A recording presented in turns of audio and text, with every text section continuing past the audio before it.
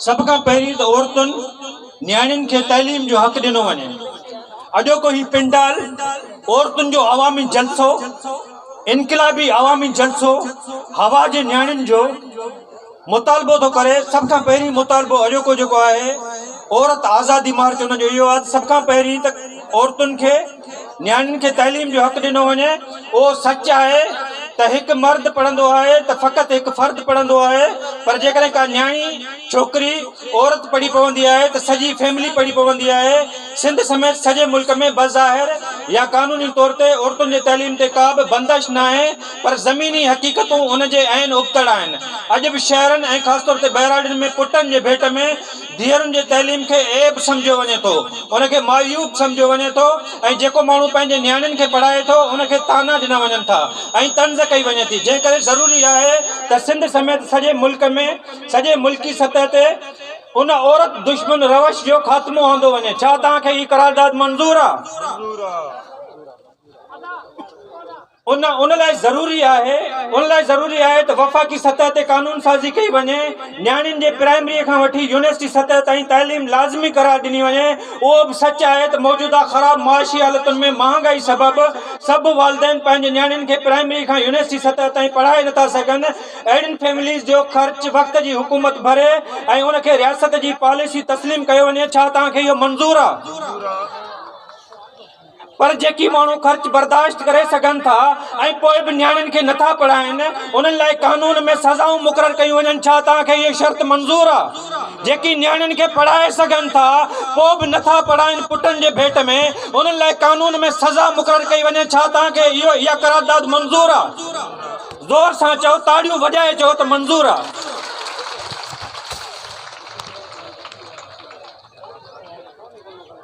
हिकु ॻाल्हि ज़हन नशीन कई वञे त जेकॾहिं न्याणियुनि जी तइलीम 100% यकीनी बणिजी वेंदी त बाक़ी घणे भाङे मसइला पाण मुरादो हल थी वेंदा, हल करे वठंदियूं। उन लाइ ज़रूरी आहे त औरतूं बि भरपूर सजा तइलीम जे बुनियादी इंसानी कानूनी आइनी हक़ लाइ हर मुमकिन जदोजहद कनि, आवाज़ उथारनि।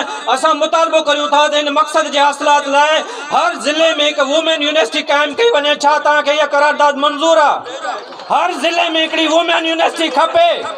बिलावल, मुराद अली शाह, सिंध गवर्नमेंट, शहबाज शरीफ, रियासत पाकिस्तान, सिंध खे असां सॼे पाकिस्तान लाइ मुतालबो कयूं था, ही करारदाद मंज़ूर कयूं था त न्याणियुनि जी तइलीम प्राइमरी खां वठी यूनिवर्सिटी सतह ताईं यकीनी बणाइण लाइ, लाज़मी बणाइण लाइ हर ज़िले में हिकिड़ी वुमेन यूनिवर्सिटी खपे। वुमेन यूनिवर्सिटी क़ाइमु कई वञे जंहिंमें ॿियनि सभिनी हीउ जेको इज्तिमा आहे इन लाइ ही शयूं रखणु जेके ऑर्गेनाइज़र भेनरूं आहिनि उहे बि ज़रूरी आहिनि। आई थिंक ज़रूरी आहिनि because it is a document ऐं रखणो आहे पाण वटि। हिनखे संभाले हर ज़िले में हिकु वुमेन यूनिवर्सिटी क़ाइमु कई वञे जंहिंमें ॿियनि सभिनी इल्मनि सां गॾु फ़नी महारत जी तइलीम, हथ जे हुनरनि जी सिख्या, मेडिकल जी तइलीम, इंजीनियरिंग ऐं जदीद टेक्नोलॉजी, ख़ासि तौर ते IT जी तइलीम ॾिनी वञे। ही क़दम औरतुनि सां गॾु सॼी सिंध ऐं सॼे मुल्क लाइ तमामु घणो मुफ़ीद साबित थी सघे थो, जंहिं ते फ़ौरी तौर ते अमल कयो वञे। छा तव्हांखे हीअ करारदाद मंज़ूर आहे? ॿी करारदाद आहे औरतुनि ते हर क़िस्म जो तशद्दुद ऐं उन्हनि जी तज़लील बंदि कई वञे। ज़ाहिरी तरह त सिंध समेत सॼे मुल्क में औरतुनि खे बि साॻिया इंसानी हक़ हासिल आहिनि जेकी मर्द। अॼु बि हवा जी न्याणी ॻाल्हि ॻाल्हि ते तशद्दुद ऐं तज़लील जो निशानो बणिजे थी। घरेलू तशद्दुद खां वेंदे रोडनि रस्तनि ताईं औरतुनि खे ज़ुल्म जो निशानो बणायो वञे थो। उहो ज़ुल्म फ़ौरी तौर ते बंदि कयो वञे। ऐं हिकु ॻाल्हि न विसारी वञे त जेकी मुआशिरा मौसूम ॿारनि ऐं औरतुनि जो तहफ़ुज़ यकीनी न बणाईंदा आहिनि, उहे मुआशिरा अॻिते हली मुकमिल तौर मफ़लूज, अपाहिज ऐं माज़ूर बणिजी वेंदा आहिनि।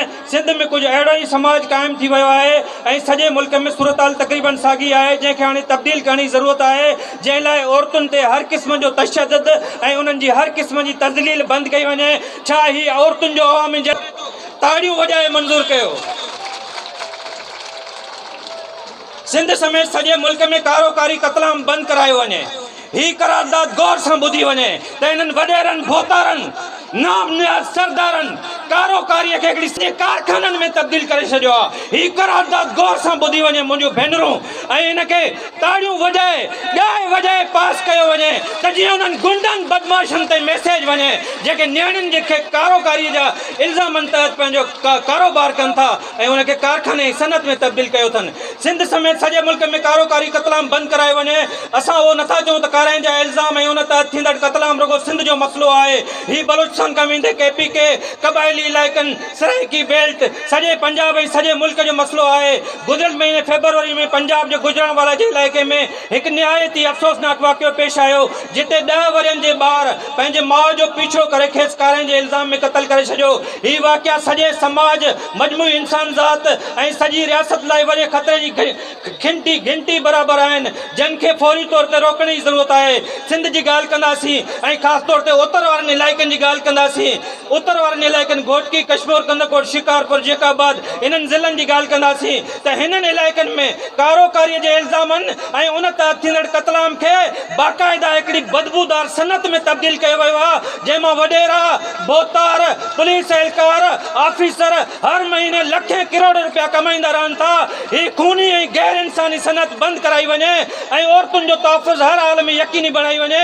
हाणे कारोकारी इल्ज़ामनि तहत कंहिंजो बि खून वहणु न घुरिजे पर ख़ुदा न करे जेकॾहिं अहिड़ो को बि वाक़ियो पेश अचे थो त ख़ासि तौर ते औरत जे क़तल में माण्हुनि मां कंहिंखे बि फरियादी न बणाए औरत जे क़तल केस में वारसनि मां कंहिंखे बि माइटनि मां कंहिंखे बि फरियादी न बणायो वञे। सरकार ऐं रियासत पाण FIR काटे पाण फरियादी बणिजे। उन सिलसिले में सुप्रीम कोर्ट जा हुकुम बि मौजूदु आहिनि जिन ते फौरी तौर ते अमल करण जी ज़रूरत आहे। छा हीअ करारदाद तव्हांखे मंज़ूर आहे? सिंध में जरगनि ते कानूनी बंदिश पियल आहे। सिंध में जरगनि ते कानूनी बंदिश पियल आहे। सिंध हाई कोर्ट जो फ़ैसिलो मौजूदु आहे। उनजे बावजूदि कारा इल्ज़ामनि तहत जरगा करे ॾंड चटीअ में ऐं संग चटीअ जा इंतिहाई इलाइक़े बलूचिस्तान ऐं KPK में कारा इल्ज़ामनि तहत बदे वटे सटे वञी जे हिकु औरत दुश्मन रस्म मौजूदु आहे जंहिं तहत नौजवान छोकिरनि ऐं औरतुनि खे ज़ुल्म जो निशानो बणायो वञे थो। उहा गलीज़ तरीन गैर अख़लाक़ी गैर इंसानी ऐं औरत दुश्मन रस्म ख़तमु कई वञे। छा ही ठारा तव्हांखे मंज़ूर आहे?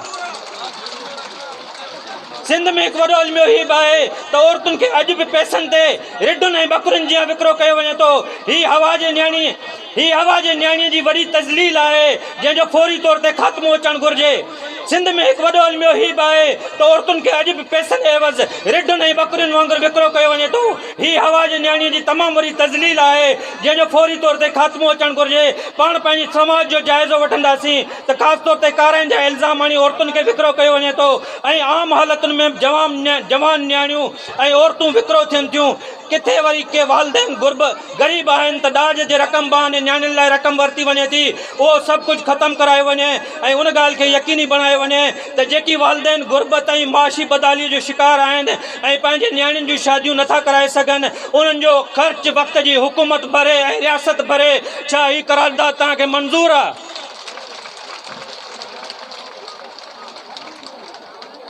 समाज में हिकु वॾो नासूर हीउ बि मौजूदु आहे त नंढी उमिरि जी न्याणियुनि जी शादी कराई वञे थी। उनखां वॾो ॿियो को बि ज़ुल्म न आहे ऐं आम ॻाल्हि हीअ आहे त सिंध में नंढी उमिरि जी शादियुनि ते कानूनी पाबंदी लागू थियल आहे। उनजे बावजूदि अमल नथो कयो वञे ऐं अहिड़े कंहिं बि वाक़े जो इतला मिलण ते पुलिस घणे भाङे कार्रवाई करे पैसनि एवज़ ॾेती लेती करे थी ऐं न्याणियुनि खे वॾी ॼमार जे मर्द न हवाले करे उन्हनि जी ज़िंदगी तेज़ाब में तब्दील कई वञे थी। वक़्तु अची वियो आहे त नंढी उमिरि जी शादियुनि जी रोकथाम ज़रूरी बणाई वञे ऐं उन ॻाल्हि खे न विसारियो वञे त जेकॾहिं सुञाणप कार्ड ठाहिणु या ड्राइविंग लाइसेंस हासिलु करण लाइ उमिरि जी हद 18 साल मुक़ररु थियल आहे त पोइ शादीअ जहिड़े सभ खां वॾे फ़ैसिले लाइ घटि में घटि उमिरि 18 साल हुअणु घुरिजे। छा ही ठाराह तव्हांखे मंज़ूर आहे? पाकिस्तान में हिकु वॾो मसइलो अक़लियती औरतुनि ख़ासि तौर ते हिंदू न्याणियुनि खे अगवा करे जबरी तौर मज़हब तब्दील करण जो मसइलो पिणु मौजूदु आहे। सिंध में अॼु ॾींहं ताईं सवें हज़ारे हिंदू न्याणियुनि खे अगवा करे ज़बरदस्ती मज़हब तब्दील करायो वियो आहे ऐं उन्हनि जूं जबरी शादियूं करायूं वयूं आहिनि। सभ खां पहिरीं ॻाल्हि त उहो सभु कुझु ग़लति गैर क़ानूनी गैर आइनी गैर इस्लामी गैर शरई आहे जंहिंजो फौरी तौर ते तदारुक थियणु घुरिजे। ऐं ॿी ॻाल्हि त उन मामले में बि छोकिरियुनि जी उमिरि नथी ॾिठी वञे। हीअ अक़लियतुनि ख़ासि तौर ते हिंदू बिरादरीअ सां ज़ुल्म जी इंतिहा आहे। औरत आज़ादी मार्च ही अवामी जलसो पुरज़ोर मुतालबो करे थो त हिंदुनि समेत सभिनी अक़लियतुनि खे हर मुमकिन तहफ़ुज़ ॾिनो वञे, उन्हनि जे न्याणियुनि खे तहफ़ुज़ ॾिनो वञे, उन्हनि जो मज़हब मटाइण तब्दील करणु बंदि कयो वञे, उन्हनि जूं जबरी शादियूं रोकियूं वञनि, जंहिं सबबु पाकिस्तान आलमी सतह ते पाण बदनाम थी रहियो आहे। छा ही करारदाद तव्हांखे मंज़ूर आहे? ही घोटकीअ जो तमामु आम तरीन मसइलो आहे। हिंदू नियाणियुनि खे, अक़लियतुनि सां तालुक़ रखंदड़ नियाणियुनि खे अगवा करे मज़हब तब्दील कयो वञे थो ऐं जबरी शादियूं कयूं वञनि थियूं, करायूं वञनि थियूं। उनजी रोकथाम यकीनी बणाई वञे। छा ही करारदाद तव्हांखे मंज़ूर आहे? मुल्क में औरतूं पंहिंजे हक़नि ऐं तहफ़ुज़ खां उन करे महरूम आहिनि जो वुमेन थाननि जो तादाद तमामु घटि आहे। शहरनि में वरी बि कुझु वुमेन पुलिस स्टेशनूं मौजूदु आहिनि, पर बहिराड़ियुनि में औरतुनि जे तहफ़ुज़ लाइ को बंदोबस्तु न आहे। ही मार्च ऐं हिन में शरीक हज़ारे माण्हू, ख़ासि तौर ते औरतूं, मुतालबो कनि थियूं त औरतुनि लाइ घटि में घटि तालुक़े सतह ते हिकु पुलिस स्टेशन क़ाइमु कई वञे ऐं हर थाणे में औरतुनि लाइ ख़ुसूसी सेल क़ाइमु कई वञे, जंहिंजी इंचार्ज पिणु का औरत हुअणु घुरिजे। सिंध जे नियाणियुनि खे तहफ़ुज़ ॾियण लाइ हीउ क़दम तमामु ज़रूरी आहे, जंहिंमें वधीक का बि देरि बर्दाश्त न कई वेंदी। छा ही ठाराह तव्हांखे मंज़ूर आहे? औरतुनि जा हक़ ऐं तहफ़ुज़ यकीनी बणाइण लाइ क़बीलाई सिस्टम ख़तमु कयो वञे। सिंध नए दौर मां गुज़री रही आहे ऐं मुल्क जूं अख़्तियारियूं पिणु कानून जे हुक्मरानी ऐं आइन जे पासदारीअ जी दावा कनि थियूं। उहो सभु कुझु फ़क़ति ॻाल्हियुनि जे हद ताईं मौजूदु आहे। सिंध समेत सॼे मुल्क में तमामु वॾो सगारो, भोतारको ऐं क़बीलाई बदबूदार सिस्टम मौजूदु आहे, जंहिंखे ख़तमु करणु तमामु ज़रूरी आहे। उन लाइ पिणु कानून साज़ी कई वञे त जेको बि क़बीले जे बुनियाद ते को क़दम खणंदो त कानून हिन ख़िलाफ़ हरकत में ईंदो। जेकॾहिं ज़ालमाणू, भोतारको, वॾेरको ऐं क़बीलाई सिस्टम ख़तमु थी वियो त औरतुनि खे तमामु वॾे पैमाने ते हक़, तहफ़ुज़ ऐं आज़ादी मिली सघंदी। ख़ासि तौर ते नियाणियुनि जी तइलीम आॾो मौजूदु रुकावट ख़तमु थी वेंदी। छा ही करारदाद तव्हांखे मंज़ूर आहे? सिंध में दावा कई वञे थी त जबरी पोरियो ख़तमु थी चुको आहे, पर उहो मुकमिल सच न आहे। अॼु बि औरतुनि ॿारनि ऐं मर्दनि खां जबरी पोरियो वरितो वञे थो। ख़ासि तौर ते सिरुनि जे भठनि ऐं वॾेरनि ज़मीनदारनि वटि हज़ारनि जे तादाद में औरतूं ग़ुलाम बणियल आहिनि, जिन खे मुनासिब उजरत नथी मिले ऐं जबरी पोरियो जो शिकार औरतूं जिन्सी इस्तासाल जो निशानूं पिणु बणिजनि थियूं। जंहिं करे ज़रूरी आहे त औरतुनि जो जबरी पोरियो रोकियो वञे। उन लाइ सख़्त खां सख़्त कानून साज़ी जी ज़रूरत पवे त उहा बि कई वञे। छा ही करारदाद मंज़ूर आहे? अॼोकी औरत आज़ादी मार्च जो मुख्य नारो, अॼोकी औरत आज़ादी मार्च जो मुख्य नारो या स्लोगन आहे त औरत खे आज़ादी घुरिजे जीअण लाइ, तइलीम लाइ ऐं अॻिते वधण लाइ। उन स्लोगन